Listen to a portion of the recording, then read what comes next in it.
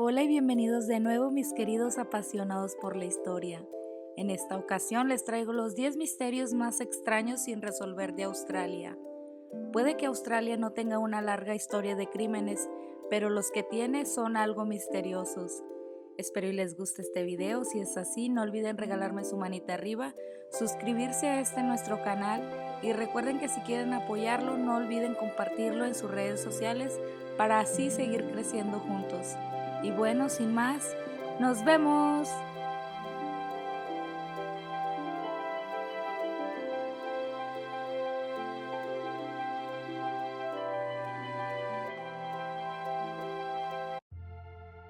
En octubre de 1992, Rihanna Barrow, de 12 años, caminaba hacia el centro comercial local en el sur de Australia para comprar una tarjeta para un amigo por correspondencia en Estados Unidos. No pudo tomar el autobús porque los conductores estaban en huelga, por lo que su madre estuvo de acuerdo que podría caminar y se despidió de ella cuando se fue a trabajar. Los testigos vieron a Rihanna caminando por el Highway Drive justo antes del mediodía. Sería lo último que alguien vería de ella. Cuando la madre de Rihanna llegó a la casa por la tarde, encontró la tarjeta en la mesa del comedor, un disco en el suelo y la televisión sonando en una habitación vacía. Llamó a su hija, pero nadie respondió. Ella buscó, pero no había nada. Frenética, llamó a la policía. Ahora, casi 25 años después, todavía no hay respuesta para la madre de Rihanna sobre lo que sucedió a su hija. En 2015 se ofreció una recompensa de $1 millón por cualquier información confiable, pero nadie se presentó. La madre de Rihanna todavía vive en la misma casa con la esperanza de que algún día su hija regrese o reciba alguna respuesta sobre lo que sucedió. A finales de la década de 1980 y principios de los 90, un desconocido pedófilo y violador serial tenía a la gente de Melbourne aterrorizada. Fue conocido por los medios de comunicación como el Señor Cruel, y con buena razón. En agosto de 1987 irrumpió en una casa familiar de Lower Plenty, armó y ató a sus padres y a su hija. Una niña de 11 años fue atacada. Luego, en 1988, irrumpió en una casa de Ringwood, secuestró a Sharon Wills, de 10 años, y la retuvo durante 18 horas antes de liberarla. Volvió al ataque en 1990, irrumpiendo en una casa de Kentburg y secuestrando a Nicola Lins, de 13 años, a quien detuvo y maltrató durante 50 horas antes de liberarla. Fue en 1991 cuando dio su golpe mortal, aunque algunos expertos han expresado dudas de que el Señor Cruel estuviera detrás del asesinato, aunque ciertamente coincide con su modus operandi. Era abril de 1991. Un hombre armado con un cuchillo secuestró a Carmen Chan, de 13 años. Un año después, su cuerpo fue encontrado con 3 heridas de bala. Su asesinato sigue sin resolverse. Al trabajar para resolver el caso del Señor Cruel, la policía registró cerca de 30,000 hogares, basándose en la descripción de las niñas secuestradas, y entrevistó a alrededor de 27,000 sospechosos. Actualmente hay una recompensa de $300,000 disponibles para la información que llevara a un arresto, pero la policía ha admitido que se han perdido algunas pruebas vitales que pudieran proporcionar pruebas de ADN. Un hombre que arroja restos de animales en Tainon North en diciembre de 1980 vio a través de algunos huesos sospechosos. Para él parecen humanos y llama a la policía. Descubrieron los restos de 3 mujeres y 2 años después se encuentra una cuarta víctima en la misma área. La cuarta mujer fue Narumol Stephenson, quien desapareció apenas un mes antes de que los restos fueran encontrados por primera vez. Otras víctimas fueron Catherine Helen, de 14 años, y Berta Miller, de 73 años, quienes desaparecieron en agosto de 1980 con 18 días de diferencia, y Anne Marie Sargent, de 18 años, quien desapareció en octubre del año anterior. Durante las siguientes 3 décadas, la policía nombró a varios sospechosos, e incluso relacionó los asesinatos en serie de Tainon North con otros 2 asesinatos en Frankston, pero ninguno se ha resuelto. A pesar de una investigación en profundidad realizada por equipos de oficiales de policía Ni siquiera saben si el asesino es una persona que actúa sola o es un equipo de asesinos. Frederick Valentine, un piloto de 20 años en entrenamiento, estaba en un vuelo de entrenamiento de 235 kilómetros sobre el estrecho de Bass en octubre de 1978. Su avión era un avión ligero, un Cessna 182L, y Valentine tenía alrededor de 150 horas de vuelo totales. Su intención era tener una carrera de aviación, pero es cierto que tenía un historial de logros deficientes en el pasado, al haber fallado el doble de los 5 sujetos de examen de licencia comercial y haber sido rechazado por la RAAF. En este vuelo, sin embargo, algo estaba mal. Valentine se comunicó por radio con un control de tráfico aéreo de Melbourne e informó que estaba siendo seguido por un avión, unos 1000 pies, unos 300 metros, por encima de él. Informó que el avión era grande, desconocido para él, y que se movía a gran velocidad. No mucho después se comunicó por radio para decir que ahora estaba en órbita sobre él y que tenía una superficie metálica brillante y una luz verde. El controlador le pidió a Valentine que identificara el avión y le envió su última comunicación. No es un avión. Se escuchó el sonido de un raspado de metal y Valentine nunca fue escuchado de nuevo. Se inició una búsqueda por mar y aire en busca del piloto descarrilado o cualquier signo del avión, pero a pesar de que se extendió por más de 1000 millas cuadradas, no se encontró nada. Los esfuerzos de búsqueda cesaron 4 días después. Se han sugerido muchas teorías sobre que Valentine informó sobre lo que se hizo. Algunos dicen que probablemente vio un ovni, y otros que sugieren que estaba confundido y simplemente cometió un error. Parece que nunca lo sabremos. Probablemente uno de los misterios sin resolver más conocidos y perdurables de Australia, el arrecife de Lasseter, ha entretenido y eludido en la búsqueda a buscadores. Comenzó en 1929 y nuevamente en 1930, cuando Harold Bell Lasseter hizo varias afirmaciones contradictorias que en 1897 había encontrado una gran cantidad de oro en el desierto, algo que se describe como vasto arrecife de oro en Australia Central. Según Lasseter, había sido un joven de 17 años cuando montó un caballo de Queensland a los campos de oro de Washington. En el camino se encontró con el arrecife de oro en algún lugar entre la frontera del Territorio del Norte y Australia Occidental. Creía que estaba a unos 1100 kilómetros al oeste de Alice Springs, en línea de Kalgoorlie. Lasseter se metió en algún tipo de problema y fue rescatado por un camello afgano. Durante las siguientes décadas, Lasseter intentó en varias ocasiones recaudar fondos y encontrar el arrecife de oro, pero nunca tuvo éxito. Cuando la fiebre del oro terminó en 1930 durante la Gran Depresión, Lasseter pudo obtener algún dinero para una expedición al arrecife.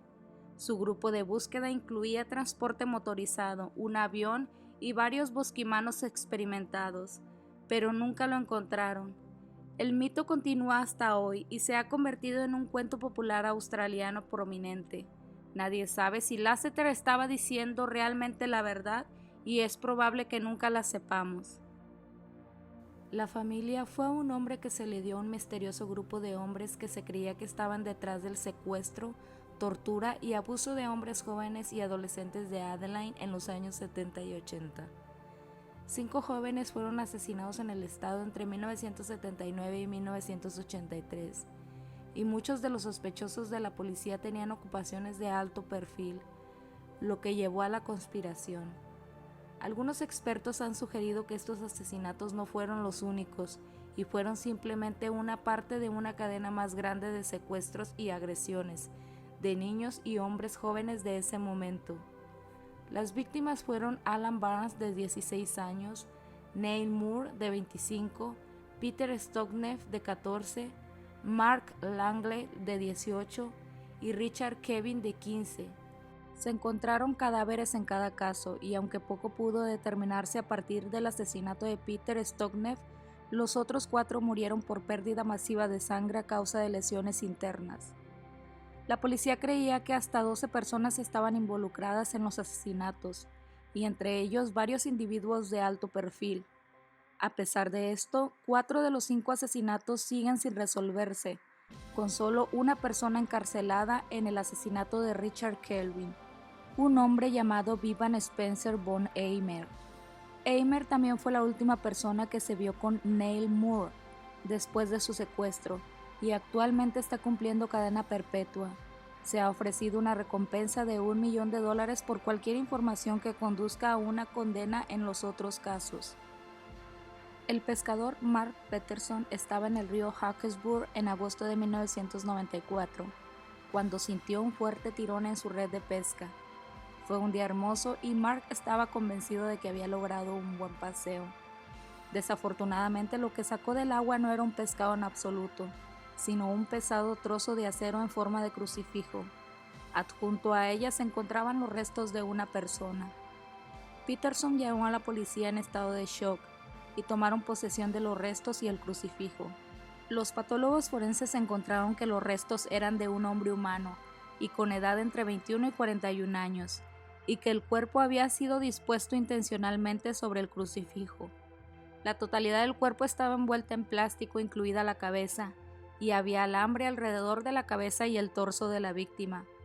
Desafortunadamente, debido a la erosión de las huellas dactilares, el hombre no pudo ser identificado. Llamado The Ragman, por los medios de comunicación sigue siendo un misterio hasta el día de hoy.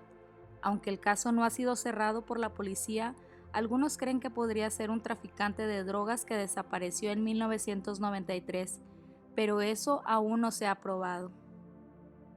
Sarah McDermott estaba en un tren rumbo a casa en julio de 1990, después de jugar tenis con unos amigos. Viajaba desde East Melbourne de regreso a Kenenok, donde había dejado su vehículo, cuando desapareció sin dejar rastro. Sus amigos dejaron el tren en Bondi Beach, dejando a Sarah sola. Fue vista por última vez bajando del tren en la estación de Kenenok y dirigiéndose a su auto en el estacionamiento a las 12:20 p.m. La policía que investigaba la desaparición encontró manchas de sangre en el suelo junto a su Honda Civic de 1978, que se había dejado en el estacionamiento de la estación. También notaron que había marcas de arrastre que conducían a los arbustos. Allí encontraron un encendedor de cigarrillos pertenecientes a Sarah. Estas eran las únicas pistas.